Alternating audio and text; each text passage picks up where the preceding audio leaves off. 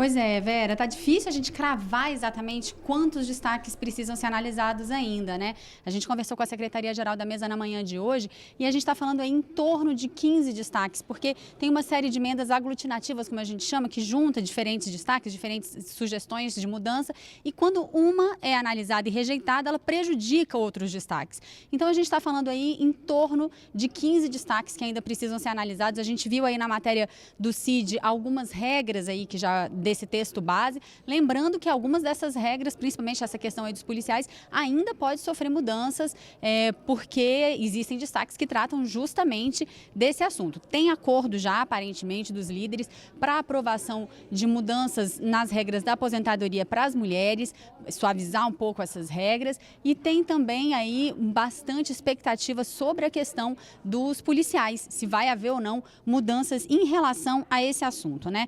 Ontem a gente viu que esse primeiro destaque sobre professores, que tentava retirar professores da reforma, foi rejeitado, mas foi rejeitado com um número de votação, um placar a favor desse destaque considerado alto. Foram 265 votos a favor, lembrando que precisa de 308 votos para aprovar um destaque, ou seja, uma mudança nesse texto, né? Então, o presidente acabou encerrando a sessão ontem, retomando a sessão hoje, pedindo aí para a gente ter mais algum tempinho de articulação para ver como é que esses destaques devem ser analisados. Como a gente viu, ele encerrou a sessão não sem antes lembrar o quanto que foi histórica a aprovação desse texto base. A gente vai conversar sobre tudo isso com deputados que estão aqui com a gente agora, o deputado Hildo Rocha, que é vice-líder do MDB do Maranhão, e também o deputado delegado Antônio Furtado, que é do PSL do Rio de Janeiro. Deputado, eu vou começar conversando com o senhor justamente sobre essa questão aí da tentativa de mudança nas regras da aposentadoria dos policiais. Tem algum acordo sobre isso? O senhor acha que isso deve ser modificado? Lembrando aí que a gente tem falado, né, de diferentes... Se essa é uma reforma para priorizar categorias ou se essa é uma reforma para priorizar o sistema previdenciário como um todo. Bom dia, Carol. Bom dia, Hildo. Veja só, essa reforma é uma reforma para o país. Nós já sabíamos que se não fosse feita a reforma da Previdência agora, era a última oportunidade que nós tínhamos de conseguir fazer a reforma sem cortar direitos. Ou seja, é fundamental que as pessoas entendam que para uns pode ser um remédio amargo, mas é essencial. Em relação à questão dos policiais, eu digo claramente que está sendo construído um consenso para que a emenda aglutinativa número 8, que é a que trata de policiais federais, rodoviários federais, ferroviários federais, policiais civis, agentes penitenciários e socioeducativos, seja aprovada. Não se está buscando aqui privilégios para essas categorias. Essas categorias, muitas vezes, colocam a própria vida a serviço da população.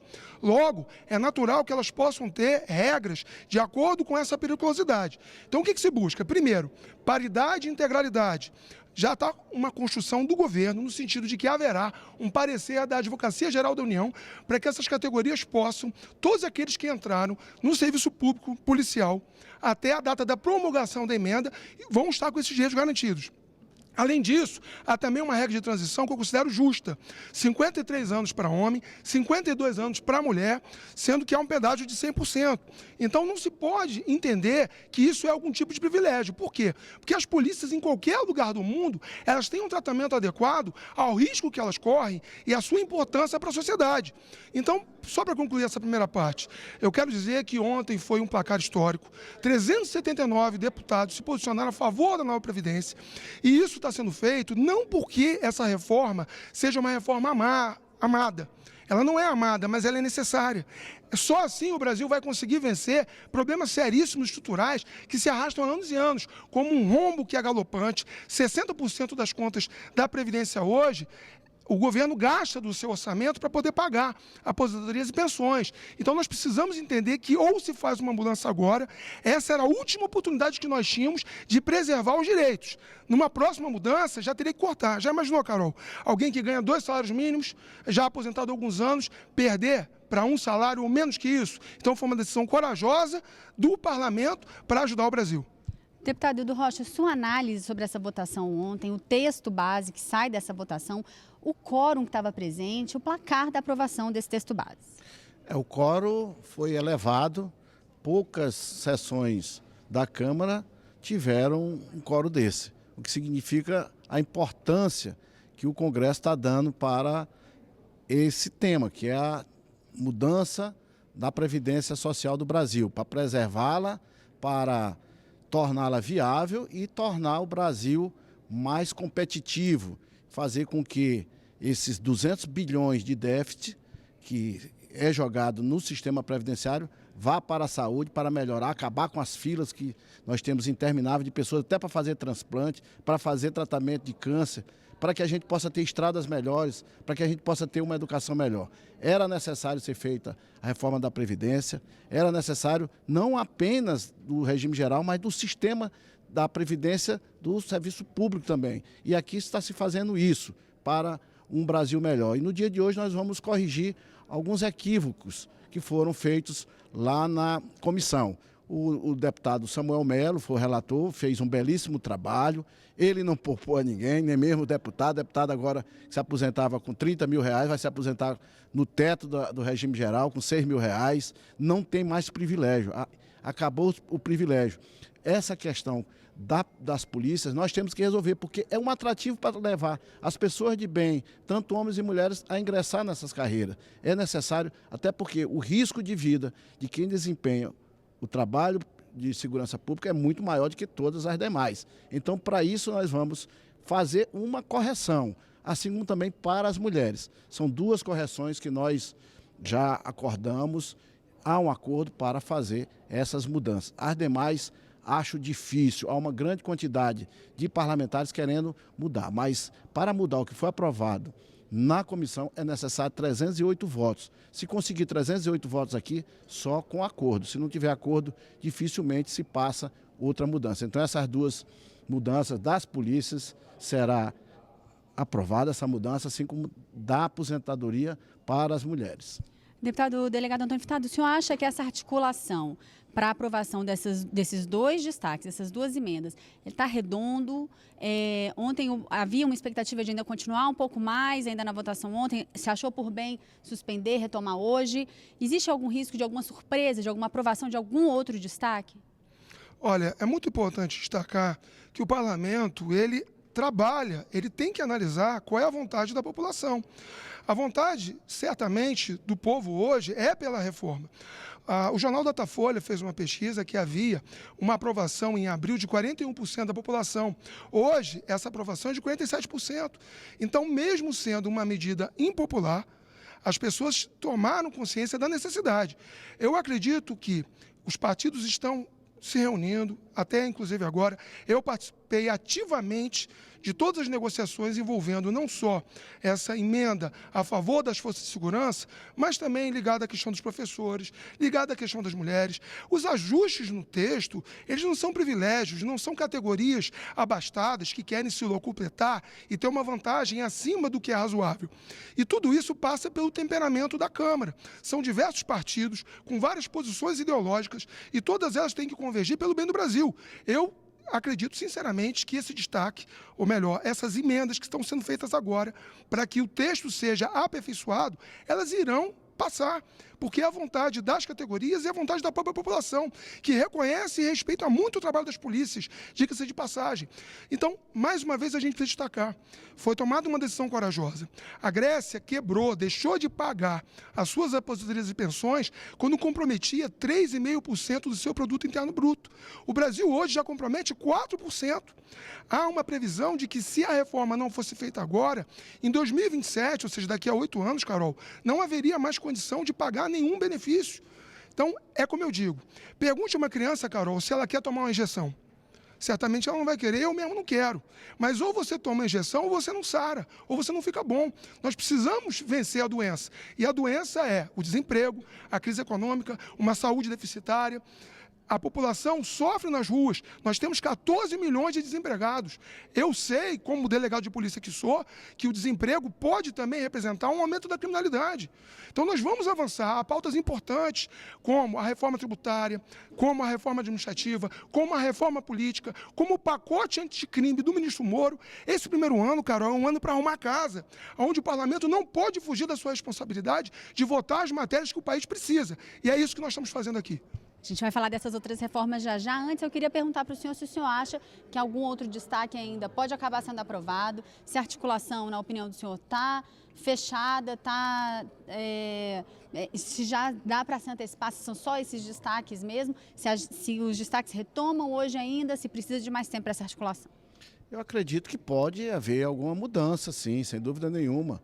Ali tem várias emendas aglutinativas, alguns destaques, mas até o presente momento, o que eu tenho conhecimento é esses dois destaques, esses dois pontos que serão modificados. Pode até ser que avance em outros. Aqui é a casa do consenso, é a casa que representa a população brasileira, que o delegado Antônio falou, e é verdade isso. Essa Câmara tem que cumprir com seus compromissos. Essa Câmara, que foi eleita ano passado, a população elegeu deputados, na sua grande maioria, reformistas.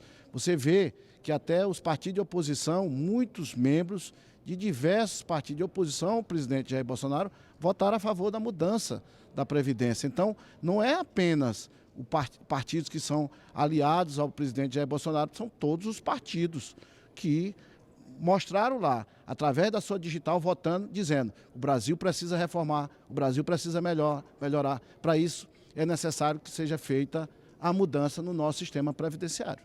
Estados e municípios ficam de fora mesmo, deputado? Os estados e os municípios estão com um texto muito bom na próprio texto. Tem várias mudanças que os municípios e estados podem fazer apenas por lei ordinária e leis complementares. Apenas a idade, que para mudar eles precisam alterar a lei orgânica dos municípios e a Constituição do Estado. Mas está maravilha para os governadores que quiserem alterar.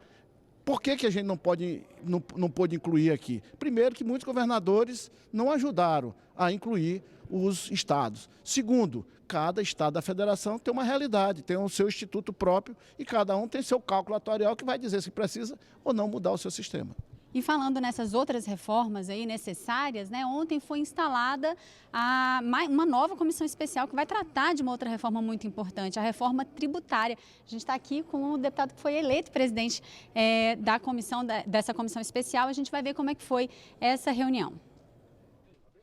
O presidente da Câmara, deputado Rodrigo Maia, participou nesta quarta-feira da instalação da Comissão Especial da Reforma Tributária, uma forma de demonstrar a importância dessa proposta de emenda à Constituição que ele comparou à PEC da reforma da Previdência. A reforma tributária é um desafio diferente da previdenciária.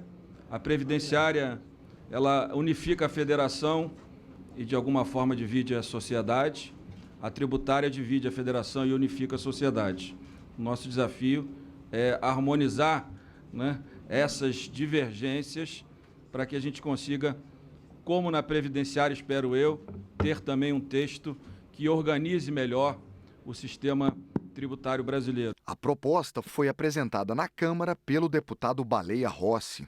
A proposta prevê a criação do Imposto sobre Operações com Bens e Serviços, o IBS, juntando os seguintes tributos: o IPI, o PIS e a COFINS do governo federal, o ICMS dos governos estaduais e o ISS das prefeituras. A transição seria feita em 10 anos, com o aumento da alíquota do IBS, à medida em que diminuiria a alíquota desses 5 impostos, até eles deixarem de existir. Também pouco a pouco, num prazo de 50 anos, o IBS deixaria de ser cobrado no local de origem, ou seja, de produção, e passaria a ser pago totalmente no destino, ou seja, no local da venda do bem ou serviço. A arrecadação do imposto iria para um caixa separado do Tesouro Nacional e o governo federal, os estados e os municípios teriam acesso automático à fatia de recursos pertencentes a cada um. Claro que existem resistências às mudanças. Sempre quando você propõe uma mudança no país, você tem grupos que se opõem. A comissão especial da Câmara vai fazer o debate com prefeitos, com governadores e com todos os setores da economia. O relator da PEC, deputado Aguinaldo Ribeiro, acha natural o Senado também ter instalado uma comissão sobre a reforma tributária. A proposta discutida pelos senadores terá como base uma PEC relatada pelo ex-deputado Luiz Carlos Rauli, que foi aprovada no ano passado por uma comissão especial da Câmara. É legítimo ao Senado também fazer essa avaliação, não vejo problema nenhum. Acho que cada casa cumpre o seu papel, nós vamos cumprir o nosso papel aqui. Nós podemos fazer a nossa Constituição lá e o Senado fazer a deles e nós vamos nos encontrar num bom termo.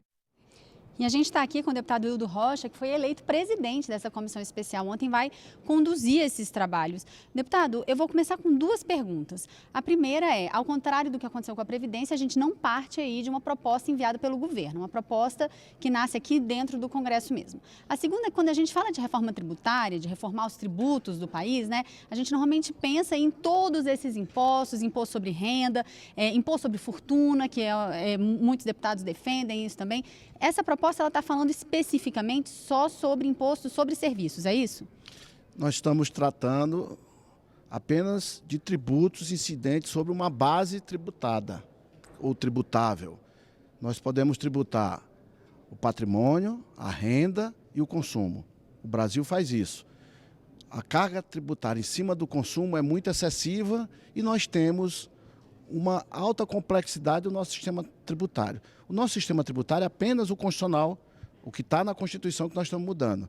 Por isso que não se vai tratar sequer de grande fortuna, porque as grandes fortunas, a cobrança de grande fortuna, já está na Constituição. O que precisa ser modificado ou legislado é a legislação infraconstitucional no que diz respeito às grandes fortunas. Agora, esse sistema que o Baleia apresenta, uma proposta do Baleia Rossi, ele vem para simplificar o sistema tributário, diminuir a regressividade e favorecer com isso o investimento no nosso país, que vai se traduzir posteriormente em geração de emprego, aumento do PIB e aumento da segurança jurídica em nosso país. Hoje, todo mundo tem medo de pagar tributo, porque paga, hoje, as empresas recolhem de uma forma e daqui a pouco há um entendimento diferente por parte dos próprios cobradores de tributo e do próprio judiciário, porque é muito complexo, nós temos uma legislação muito vasta, porque a nossa Constituição atual, de 88, incorporou o sistema tributário de 1967. Então, adotou aquele sistema para uma realidade diferente. Esse sistema já era para ter sido modificado há muito tempo. A causa da crise dos estados, na União e na economia, justamente por causa desse nosso sistema tributário, que ele é caótico, é um sistema que já se exauriu. Ele não ajuda nem a gerar emprego, nem a fazer funcionar os serviços públicos. Deputado delegado Antônio Furtado, sua expectativa do trabalho dessa comissão especial, o senhor acha que essa proposta de reforma dá conta da necessidade de mudança na lógica dos impostos aqui no país? Esse tema é muito importante, eu quero aproveitar e parabenizar o deputado Hildo Rocha pela presidência, tenho certeza que ele vai fazer um trabalho brilhante como normalmente faz. É muito importante que haja reforma tributária. O brasileiro é um dos povos que mais paga imposto no mundo. E a legislação, de fato, ela é um grande aranzel. Ela é imensamente complicada. Há mais de 100 tributos hoje no Brasil e nós precisamos mudar essa lógica. O governo precisa arrecadar mais, mas sem penalizar aqueles mais humildes. Logo, eu concordo com o deputado Hildo Rocha que não se pode deixar que o imposto, a tributação sobre o consumo, que é aquela que afeta o brasileiro mais pobre, que ela continue como está. Tem que haver uma simplificação. E eu acredito que essa reforma ela vai ser fundamental para que o Brasil possa avançar. Nós podemos até dizer que agora, na nova Previdência, já houve, através do relatório do deputado Samuel Moreira, ficou muito claro que houve um aumento da alíquota da contribuição social sobre o lucro líquido dos bancos, que pagavam 15% e agora vão pagar 20%. Eu entendo que esse é o caminho. Você tem que cobrar mais daqueles que ganham mais. Os bancos têm lucros milionários. Logo, eles devem contribuir sim. E o cidadão de bem, o assalariado, aquele que tem muitas vezes dificuldades para levar o pão para a sua mesa, esse tem que ser poupado. O Brasil busca a justiça social, ele busca, como diz a Constituição, uma sociedade que seja igualitária e fraterna. E isso, para ser alcançado, depende também de uma nova tributação. É importante, o Brasil não pode mais adiar esse debate. E algo que tem que ser feito é o que eu chamo de uma revisão do Pacto Federativo.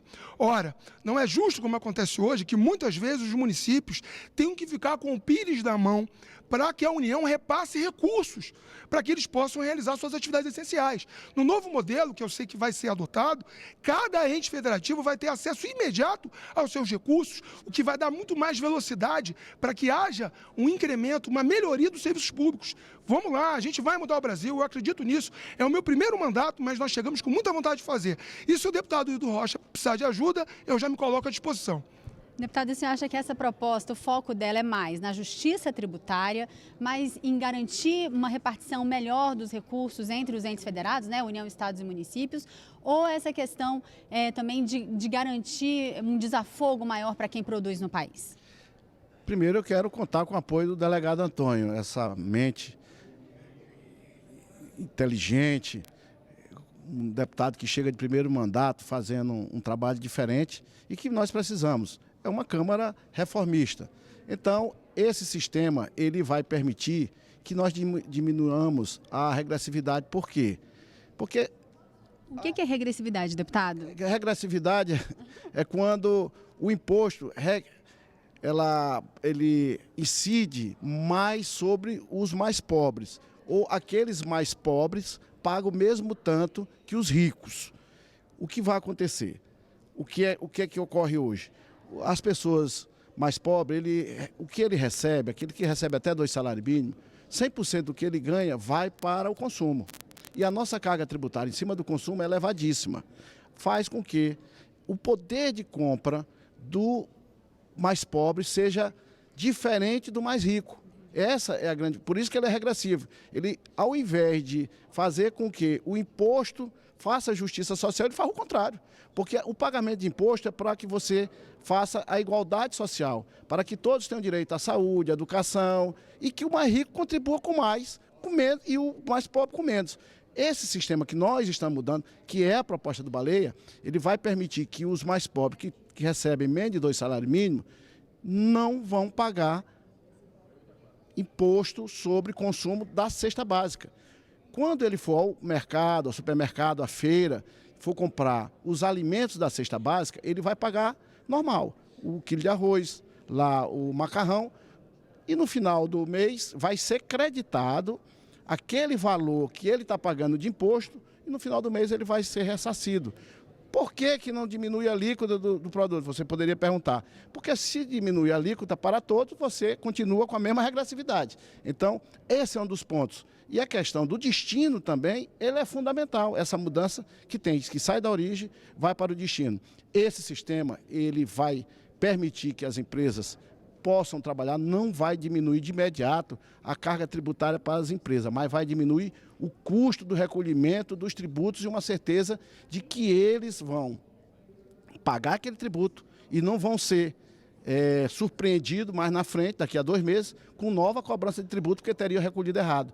Vai ser muito mais simples, por isso que nós estamos trabalhando muito forte para que não seja mudado, principalmente essa parte da simplificação. Além de simplificar, você vai ter todo o sistema eletrônico, 100% digital, o que vai impedir a fuga de tributos. Você vai impedir que 500 bilhões de reais, 500 bi, sejam sonegados anualmente. Você vai ter esse incremento e com isso você vai poder diminuir a carga tributária. Aí sim você vai diminuir a carga tributária, porque o tamanho do Estado vai continuar o mesmo.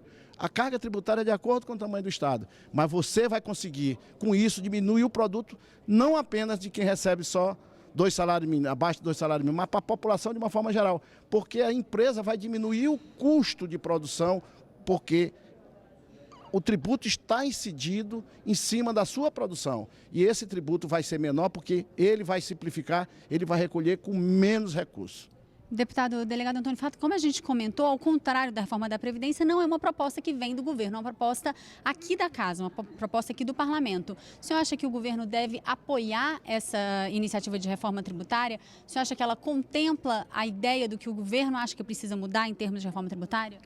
na minha opinião, contempla, mas é algo que sempre está aberto a discussões, ao diálogo e vai buscar o consenso. Vamos lembrar que eu sou do PSL, eu sou da base de sustentação do governo, mesmo o partido do presidente Jair Bolsonaro, nós certamente vamos levar as nossas contribuições. Lá não é uma proposta fechada. É muito importante destacar a importância, sim, da Câmara, que está abrindo essa negociação. Como bem falou o deputado Hildo Rocha, o nosso sistema tributário ele remonta de 1967. Logo, é necessária uma atualização. Por quê? Porque o Brasil hoje tem mais de 200 milhões de brasileiros. O Brasil hoje precisa respirar novos ares e precisa de uma justiça e uma igualdade tributária. E a igualdade é realmente você recolher menos tributo daqueles que são trabalhadores, assalariados, na proporção do que eles podem recolher. Hoje, por exemplo, quando alguém compra um carro, o mais rico paga o mesmo imposto que o mais pobre. E o mais pobre, de repente, vai comprar esse carro em 10 anos. Isso precisa ser alterado. Vamos colocar a contribuição de acordo com a realidade de cada brasileiro. Então, é buscando esse diálogo, buscando essa igualdade, que eu tenho certeza que o deputado Hildo Rocha e a comissão vão trabalhar. E será certamente um trabalho histórico para o bem e o desenvolvimento do Brasil. Deputado delegado Antônio Furtado, deputado Hildo Rocha, obrigada pela participação de vocês aqui, trabalhando bastante essa semana, ficando até tarde e está cedo aqui para conversar com a gente. Obrigada, a gente volta ao estúdio com a Vera.